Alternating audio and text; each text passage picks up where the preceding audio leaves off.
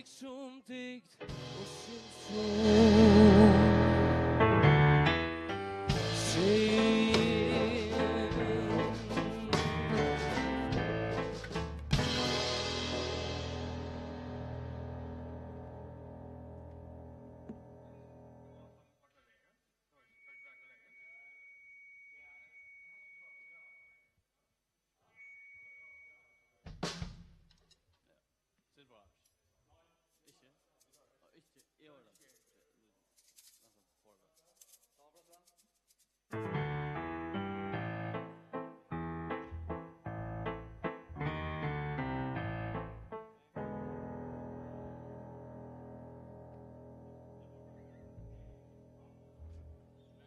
Mer sån härifrån. Weird. Hej, hej, hej, hej, hej. Du kanske lyser härifrån? Till förfram nu? Okej. Ja, ja.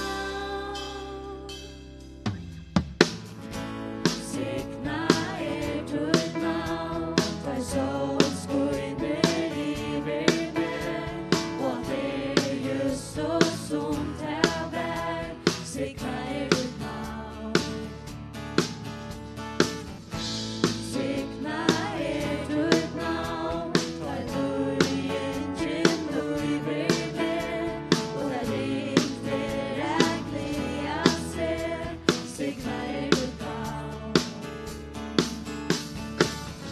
Giv mig varje signing, Herre, fröjen med. Då myrskre fällor av mig, en syndige. Signa mig i Jesus namn, signa du namn. Signa mig i Jesus namn, signa du dörren bära bra. Signa mig i Jesus namn, signa du namn. Signa mig i Jesus namn, signa du dörren bära bra.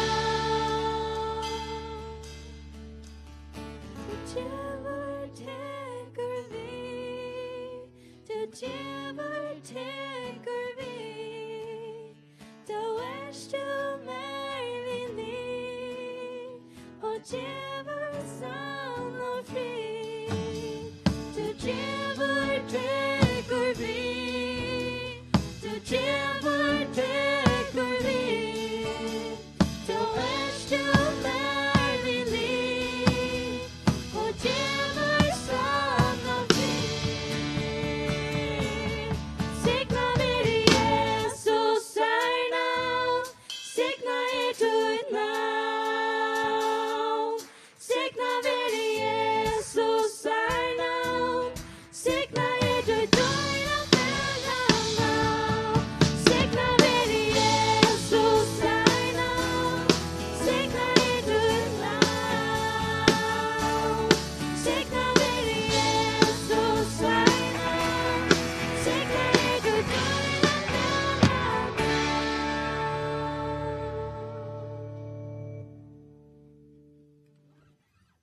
så kommer Levi och helt upp igen.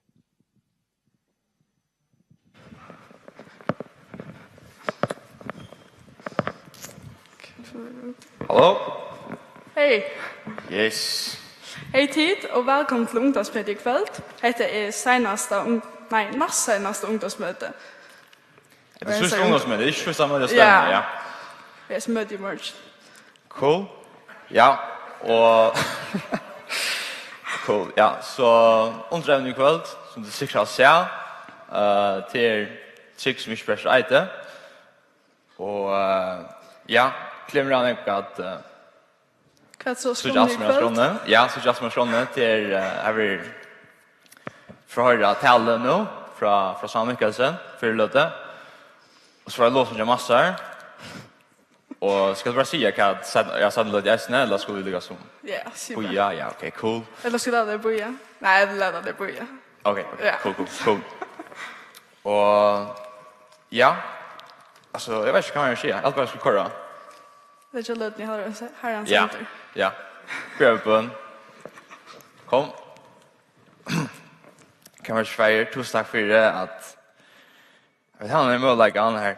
Vi kunde komma i kväll och bara samlas som till här och till storlägga och ja, bara låsa inte till här och ja, lovprisa till här, synja om till stora här och ja, jag vet bra vad vi om tar tomorrow vi nu till förlåtna här att tomma tala jöknen samman här och Los Angeles att tomorrow vi här och att bidas om att tomma öppna görsna chocken och för till en boskap här så är det att vi måste ta till och här och ja vi ber om att signature lödna som för en här.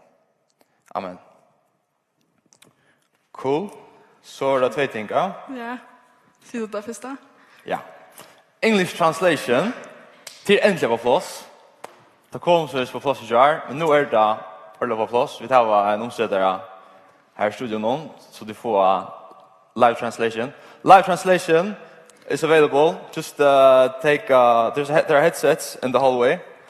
So if there are any like English speakers, please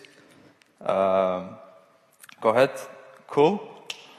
Och Så så var det det är bönarum är resten till gångsna och till som man gånger i gångsna och så är trappan där och så till vi när högre för trappan där och för äntligen där. Så ja, fint kampanjer, gör så väl.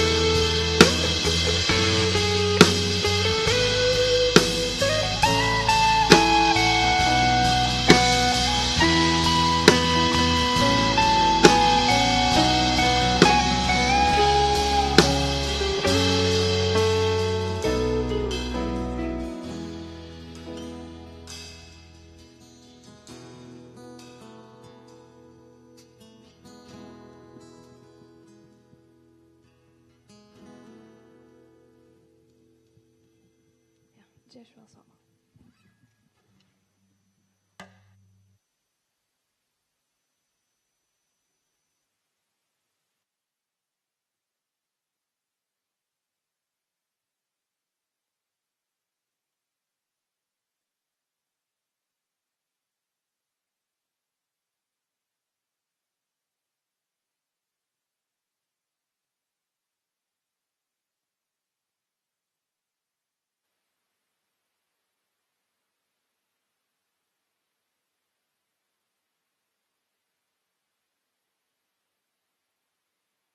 Så løs. Hører du meg? Ja. Hei tid. Det er ordentlig godt å være her i kveld, som vet ikke om.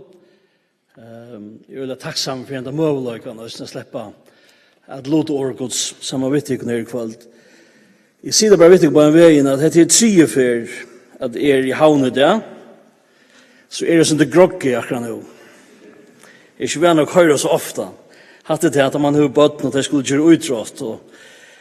Men jeg er ordentlig glad for det som vet ikke om, og til da jeg var glad til, jeg kommer til Tulja, så jeg hørte Regen og Teitur og Ona og alt har trenet når jeg sannskyld av 17 løtene, og det var ordentlig godt, så til da jeg var glad til. Det var klassiske helt vutsingar og klaksingar. Akkurat nå er vutsingarna frammanför, men vi kom atter, Vi kom atter. Ja. Evne som de har valgt ikke til disse støvnene, livende trygg, det er et omedelig godt evne. Og med damer så øde vel han da maten som de har kattlet det, livende trygg. Øde ofte er det så at til 2 grøver som vi kunne fettle ut av for to som trygg.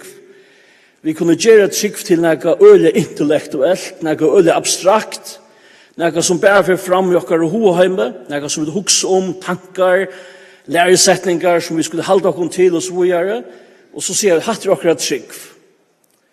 Etla kunne vi fedle til grøvene at det blir bare til kjensler. Jeg føler jeg hettar, jeg kjenner det av meg at jeg skal gjøre hettar, jeg føler at hettar er rett. Det er akkurat som Bibelen sier at kvart av hæsson er livande trygg, men en kombinasjon av taimun er det som Bibelen kallar livande trygg. Det høyde som jeg har funnet at hos som kvöld, til hettar trygg og ikke best til øyte. Og det som ligger i hæsson til simpelt en sånn trygg, eller rødt trygg, eller ekta trygg. Da vi sier at vi gjør okkurst, men det er bare øyte, det ser bare så ut, at det gjør så løs bare, så er det noe som ikke er verilig. Hvis vi sier at onker sier seg være gåan vi okkur, men han eller hon ringer omgående til okkur, eller bruker omgående tøysama vi okkur, eller omgående av i okkur, så er det bare tom år. Og det er litt sin det som heter mestkjøsene, trygg og ikke best er øyte. Så poenget er sin rettar, at det nyttar så alle litt mer å si, ja, men jeg trygg via Jesus, men jeg bruker omgående tøysama vi honom. Jeg trygg via Jesus, men jeg byr omgående til hans herre. Jeg trygg ved Jesus, men jeg bruker ikke der nøygaver som han givet meg. Det hongrer ikke sammen til. At det er trygg som bare er øyte. Så det som vi skulle ta som i kveld, hva er ekta trygg, eller hva er sånn trygg, eller rødt trygg, kunne vi sige. Og Bibelen, hun løyver oss slett ikke etter å sige, ja, men jeg har det bare abstrakt, eller det er bare kjensler. Nå, det skal være noe som er løyvig, og det er noe som er dynamisk og livande og i løyv nokkara.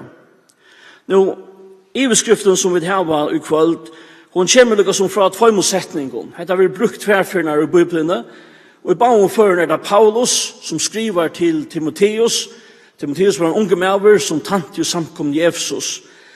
Og fyrre når Paulus sier dette, tar det i 4 Timotheus-brevet, kapittel 8 og ørende 5. Men vi kunne lykke som, ikke vil lese alt, men vi kunne lykke som hevende sammenhengen fra 3 til 11 og i hoa, samstundet som vi så lese 5. vers og i 1. kapittel og i 4 Timotheus-brevet. Her sier Paulus, endamal tess og i allagt kærløyge av røynen hjärsta, gauare samviske og trygg og ikke best er øyte. tar vi ikke etter sammenhengen som Paulus sier at her og så suttar vi at her er somme folk i Efesus som er ferdig trætast. Her er somme folk i Efesus som ikke har blivet lovlærere. Og vi kjenner det ganske alt. At vi omkring til halvt at det blir veldig spennende at ferdig at trætast om hever hæsen rett, eller hever hæsen rett, burde vi hukse hettar, eller burde vi gjøre hendamaten. Og kanskje omkring fettla av det hettar, at ja, men, jeg leser Bibelen kvant det, jeg bier kvant det, jeg kan ikke møte rekkelig, men hæsen gjør det ikke. Er han veldig frelster? Er hun veldig frelst? Vi gjør okken kanskje til lovlærere, og gau tryggvande, han gjør disse tingene, og så setter vi noen flo på en vi. Og det var det som var byrja at hente her i Efesus. Det som henter tar vi byrja på hattar. Tar vi for å trætas, tar vi for å klantras, tar vi skapa barskar, tar vi uthusa hver en øron, tar vi litt okno pump for en annan og døma for en annan. Vet at det kan henter, tar vi kærløgjen ut ur samkomne. Tar vi kærløgjen ut ur samfellan. Og Paulus sier her, endamal tess og avlagt er kærløgje. Grunden til at vi gjør det som vi gjør, grunden til at vi saunast, grunden til at vi prædik evangeliet, grunden til at vi kommer sammen til for at boa kærløyga Guds, at liva kærløyga Guds. Så sier Paulus, hva er det som gjør at Guds kærløyge kan virka og være mittlen okkon? Jo, til at han kommer av en røynon hjärsta.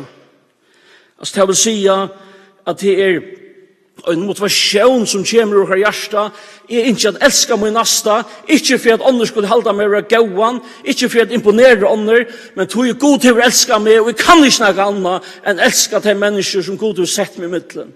Det er et rønt hjärsta. Det neste som han sier, det er vi gauar samviske. Og tykker at det er bæg hettar at okkara samviske rønsa at Jesus Kristus har tid til okkara syndborster, men til øysen hettar at vi vita hva det er rett og hva det er skøyft. Og vi har gauare samviske så teka vi å velja til ratta, og det ratta er at vysa kærløyga, at liva og kærløyga. Og til kærløyga i Bibelen er ikke bare en kjensla, det er et vel. Det er et tilvida vel om at jeg for at elska andre mennesker. Jeg for at tjene øre mennesker. Jeg for at fyrirgjøve øre mennesker. Jeg for at vysa øre mennesker omsorgan. Det er ikke bare hvordan jeg føler meg det, men det er noe som jeg velger kvant jeg kvøy, til den første kærløygen, hva er det for en kærløyge? Til kærløyge Guds til okkara. Og til et vel som god teker, at elska til og at elska med. Og så sier Paulus at enda trygg for ikke best i røyte. Og her kommer det til en personlig samføring og personligt alit av Jesus Kristus som okkar Herre og frelsare. Paulus sier til da vi har hæsse tingene i okkar løyve, og et rønt hjärsta, og en gaua samvuske, og en trygg som ikke bæster øyte, så fremme til kærløyga og i løyven okkar, og da vi lever kærløyga, så færre vi ikke trætast, og så færre vi ikke at være lovlærere. Hvis vi så færre til den 17. sammenhengen, som heter her stender i hessen setningen, så færre vi til 17. Timotheus brev, 8. kapittel 8, men og atter hes for det 5. vers. Her sier Paulus vid Timotheus, og hvis det er hodet å lese hans 17, så kunne det hukse om sammenhengen her fra 3 til 12, ok? Men ørende som vi skulle få lese til ørende 5. Så er mynter om trunna som uther er, som først bo i Loes ommetøyne og unike mauertøyne, trygg som ikke best er øyte. Er viser i at hon bor ut her vi. Og så sier Paulus, la meg lese ørende 6 øysene, «Tog minnig er til at du kveitjer atter til nøye av Guds som uther er vi alleging handa møyna». Her sier Paulus at han vil se hese trunna og i løyvnen til Timotheus. Han vil se at hun virkar og at hun bor i hånden. Og nå sier Paulus, nu måst du kveitja nøye av nødjon. Til sånn trygg gjer til.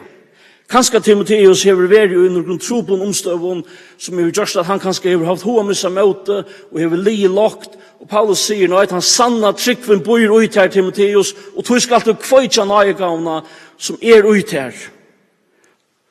Og Paulus sier så videre han minner Timoteus av hva det som hentan tryggven viskar ut her, hva det for de gaver som hentan tryggven hever givet her. Jo, til en nøygava, til en anda som han har finnet, som ikke en møtløses ande, og en ande som ikke giver opp, men en ande som heldur av fram at virka. Han vil mynter av ikke skammast. Vi har så lagt ganske vi har skammast, vi okkar trygg. Vi tårer kanskje ikke alltid å sige at jeg trygg av Jesus. At jeg trygg av Bibelina. Vi tårer kanskje ikke alltid å sige at du vil benjen for reaksjoner til mennesken. Paulus minner Timoteus sa, ikke skammast. Paulus minner han, vi til røyer å luja ilt for evangeliet. Vi til røyer at folk flenner etter. Vi til røyer at folk spottar det. Vi til røyer at folk får øretvist vittar. Kvoi, så hesen bådskapen viktigere enn næka anna. At vi får hentan her bådskapen om ut, og at enda sier han, minst hela livet for Kristus. Han som til frelsare, han som til Herre. Så vi suttja, og i hesen her sammanhengen, eller bare sammanhengen som vi da lyser, at trygg for ikke best øyte, det en trygg som får åkna liva, liv og i kærløyka.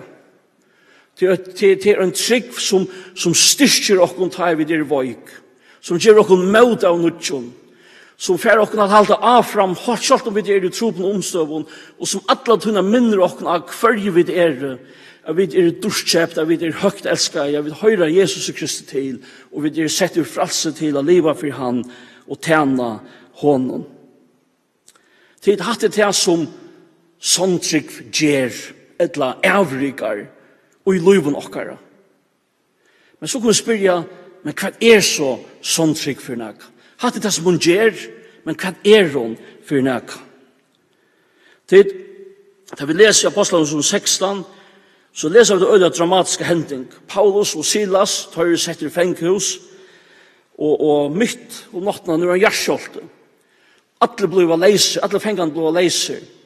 Fengavaktaren, han heldur at alle flytter, og han gjør seg til røyer at drepa seg sjølvan.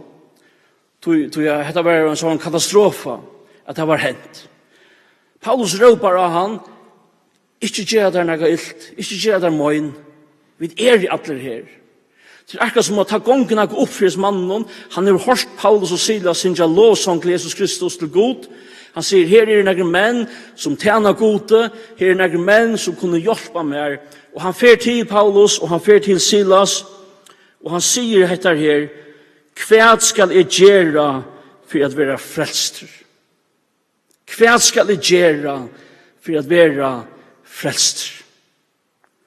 Og Paulus, han kommer ved sånn her kjente i årene, trygg for Herren Jesus Kristus, så skal du være frelster. Trygg av Herren Jesus Kristus, så skal du være frelster. Hetta at tryggva av Herren Jesus Kristus, ta vær, og ta og ta for alt og at være den øynaste maten og mennesker kunne være frelst på.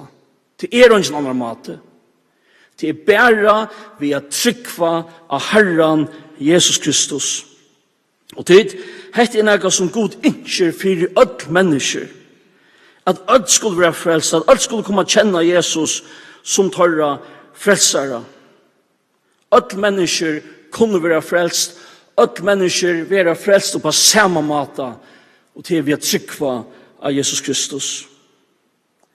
Men så kan vi spørre, hva det vi skulle tryggva?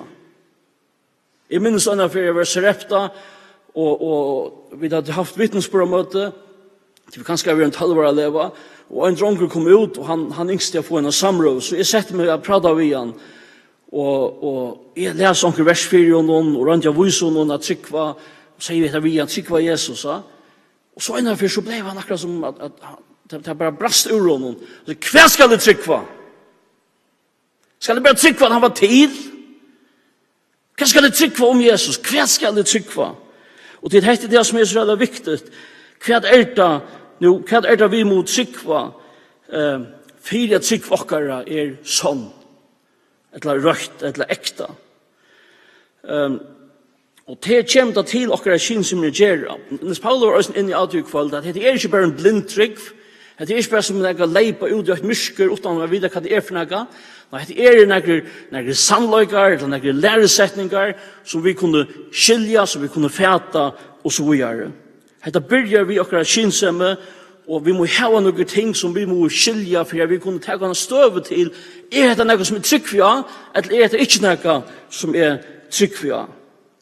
Og da vi tar oss om det kristne trunna, så halte jeg at evangeliet om Jesus Kristus er det som er ulla myndande for det som vi må vite vi snakka om sanna trygg.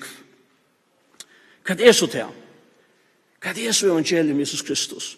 Nu får jeg bare si noen sånne iveskrifter som alle hava djupar sannløyker, men det her lykkes som bare for å suttja hva er det for noe som vi snakker om da vi snakker om evangeliet.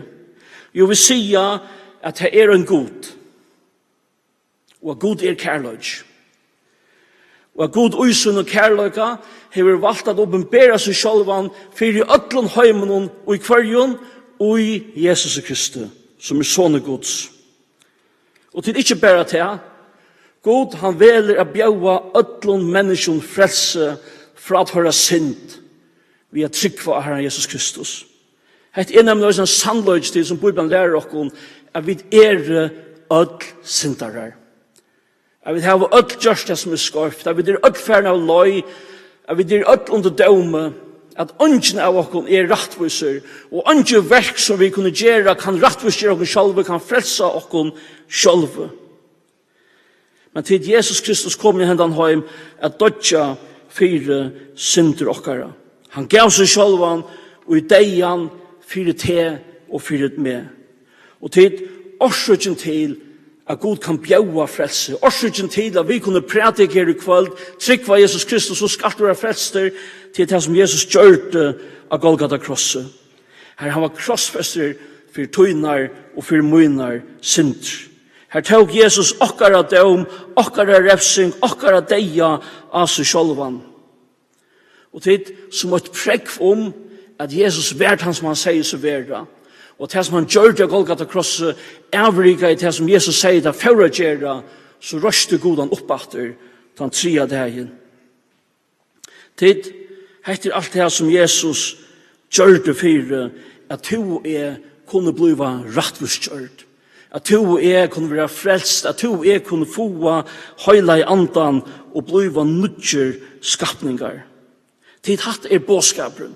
Hatt læresetningarna, hatt sannløygarna som vi må tryggva om okkara trygg skal være sann, om hon skal være ekta, om hon skal frelsa okkom.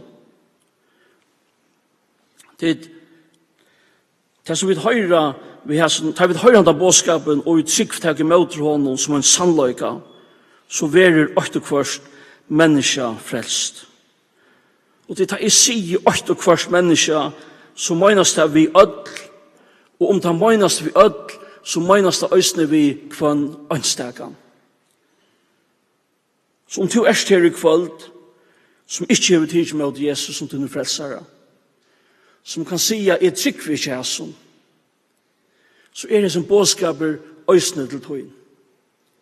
Oansett hva du har gjort, oansett hva støvet du har stått i, oansett hva du kommer fra, oansett hos andre mennesker suttja til, så det som bådskaper til tøyen.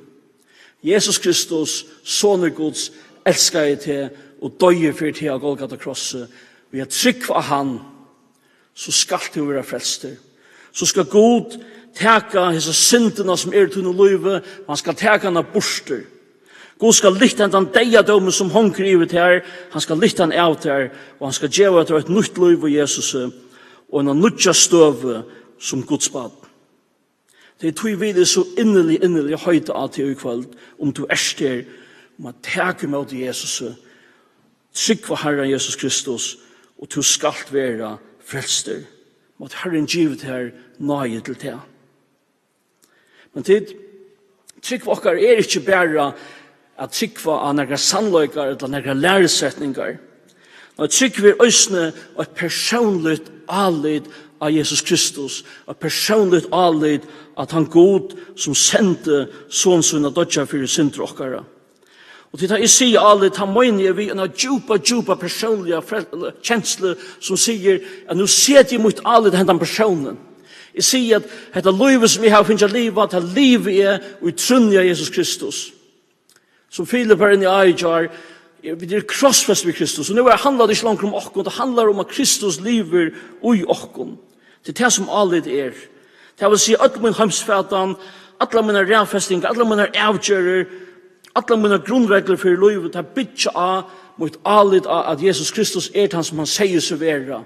Og at i livene som er i honom finner jeg mening, finner jeg innehalt. Så trygg vi ikke bare noe som er inni ui okkom. Nei, trygg vi også noe som venter seg ut etter. Og det som trygg vi okkara bygger av til personeren Jesus Kristus. Hva ligger så ut ui at okkara trygg bygger av Jesus Kristus? Jo, her er flere ting som vi kunne truva i. Vi kunne til dem säga at har vi da sett okkar allid av Herren Jesus Kristus, og vi da tidsi møter honom som okkar frelsare, så byrjar vi da å fæta hvordan av medalje høgt vi er elskade, og hvordan dorskjøpt vi er. Til bådskapen i hesen er sånne Guds skapar i hemsens elskar til. Jeg har ikke fortalt oss søvna om en av munnen teologiske hetjon som heter Karl Barst. Han ble en av forspurter enn av spurningen. Vi tjokk noen alt mitt liv som du har granska Biblina og godfri. Hva er den største sannløgjen som du har lært? Sverre han sier hver hettar. Jesus elskar meg og ja. Biblian mer sier det. Det er ikke større enn hattar. At jeg som er jo et menneske, deier om min synd skal være elskaver av gode. Elskaver av syne gods. Tid at han forteller meg hvordan er medalje størst vire i havet, og at han kan fortelle til her hvordan er fædelig størst vire to hever.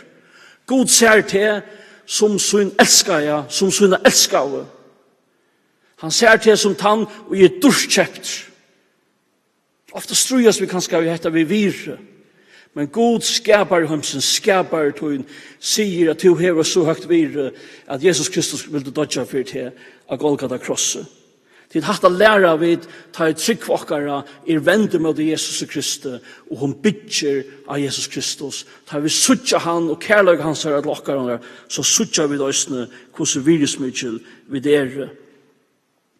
Et annet ting som vi kunne suttja ta vi vende okkon til Herren Jesus vi trygg det er hettar at Jesus er okkara middelmaver. Det vil si han omboar okkon fyrir gode.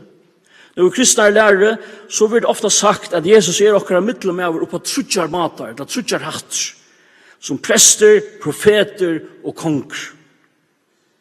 Det vil si at Jesus er okkara prester, ja, men så sier vi at han er han som hever offra til fullkomna offre. Det fullkomna offre er han sjálfur. Her er han ikke langer at gjøre, her er han ikke langer at offra. Det er han ikke etter, det er han ikke som to jeg kunne letja at tre tog som Jesus har gjort. Og tog at han er til fullkomne offre, så er han også han som kan gjøre okkon syna rattvise. Jesus er til øyneste rattvise menneske, og tar vi trykk for han, så gjør han okkon syna rattvise. Og tar god hikkret til her, så ser han til i sånne Jesus Kristus. Og så bier Jesus for okkon. Tjenast av Jesus er, og det er at bia for øynene og kvarjon godspattene. Det neste er at Jesus er profeter. Det vil si at Jesus er han som taler sannløyga. Det er ikke noe som nevnt å finne det. Ha? Fake news. Og alt det der her, AI og deepfake, og hva er det som man kan gjøre ved mynden og så videre, ja? Hva er sannløsene det? Hva kunne vi lyde av? Hva er en person som vi kunne si han kan vi lyde av? Arne nevnte det høstkvalt at det er nesten omgang, det er reelle lengsøyene, at okkar allit av politikere, politiet, herren, personer som har makt og rykfolk, det vil være verre enn det er det. Vi lyder ikke av okkar myndeløykar, vi lyder ikke av okkar institusjoner langer. Men tid, Her er med som sier seg være sannløykan. Og som profet Guds taler han sannløykan til okkara. Og Jesus er noe som du kan stega til til, noe som du kan bytja til et liv av, noe som er sagt. Og som konger, så er Jesus han som ræver i liven okkara. Jesus er han som er okkara herre.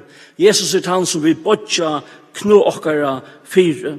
Jesus er han som vil fylja og som vil tjena. Og tar vi fylja Jesus og tar vi tjena Jesus, så gjør vi til okkara liven innehald. Så gjør vi til okkara liven møyning. Jeg vet at nekv mennesker strujast vi etter det. Hva skal jeg bruke mitt liv til? Jeg har gjør nu noen år. Hva skal jeg bruke mitt liv til? Hva er endamålet vi min liv? Tid Jesus sier, kom og fylg mer. Mist ditt liv, og du skal finne det. Legg ditt liv nye, og jeg skal gjøre til det sanne livet. Han er okkar herre, han er okkar konger. Tid hatt er noe som vi suttja, ta vi hitja at Jesus og suttja han som okkara kong. Til at enda så kunne vi hitja fram med tøyen og øsne. Til at alt som er kristen, til stevne om at øyne sannløyk, øyne veriløyk, og til er at vi skulle være gjørt Jesus løyk. Hvor? Til at Jesus er til sanna menneske. Vi er alt mennesker som sitter inne her i kveld. Og på en eller annen måte så røyner vi å finne ut hva er den beste måten at være et menneske oppa. Til Bibelen forteller oss at den beste, den retteste, den sanneste måten at være et menneske oppa til at være lyka som Jesus. Og til det som vi stevner etter.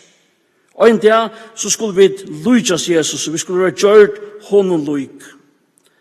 Og tid, tar vi suttje hessa sannløygane og okkara trygg, hvordan virusmykje vi er. At vi har en press som hever offra seg sjálvan fyrir okkon, vi har en profet som talar sannløygen i okkara liv, vi har en kong som vi kunne fylja, og vi har et endamal vi okkara liv som er lyjas Jesus. Sånn trygg løyer okkon til å liva i hæsson, kvante i okkara liv, liva vi i hæsson. Så tar vi säga att vi tryggva av Jesus. Ja, så ligger allt detta som jag har sagt och mer än det i utsöknarna. Det vill säga att Jesus gör middeblen för liv och kara. Och det är vi att hitta han, vi att vara samman vid honom, vi att huxa om han och vi att vara mynda av honom att Jesus han blir kraftdeblen för liv och kara. Det er her vi får okra styrke fra, det er her vi får okra møt fra til å liv okra liv som bøtengods. Han hever sett okon inn i hendan heim, og han hever givet okon sin myndeløyka til å støye ut i hendan heim som sender på, som vittne for han. Og maten vi er sender på for Jesus, maten vi er et vittne for Jesus, det er vi å fortelle våre mennesker om Guds underfulla kærløyka som han har vust okkon og Jesus Kristi ved at han døye for okkon og Golgata krosset. Og til er vi at enderspekla Guds kærløyka og i liven okkara. Hvordan gjør vi det? Jo, vi at fyrirgjeva, vi at skapa fri, vi at tjena, vi at hjelpa, vi at vise omsorgan, vi at djeva, ja, vi at vise øren til nøye som God har vust okkon. Tid, tar vi gjerra til, så er talan om trygg som ikke best er øyde.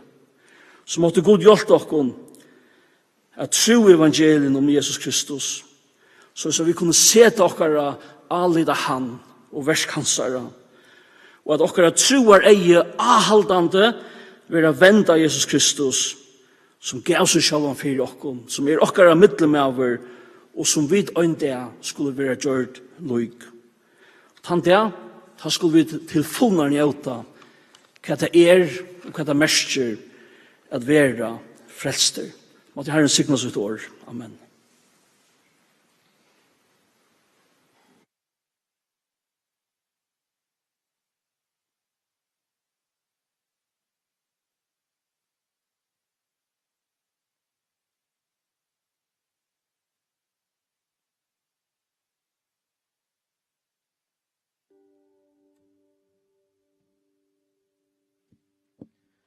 Ja, tack för det Samuel. Så det är välkomna att resa dig nu. Så får vi att ända vi sen gärna bön. Bara minna att ja, det som Samuel har sagt om det tog smakkost och så det är också spåren gående eller också så bönarrummet till uppe eller till här atre. Så det är bara för in här nu.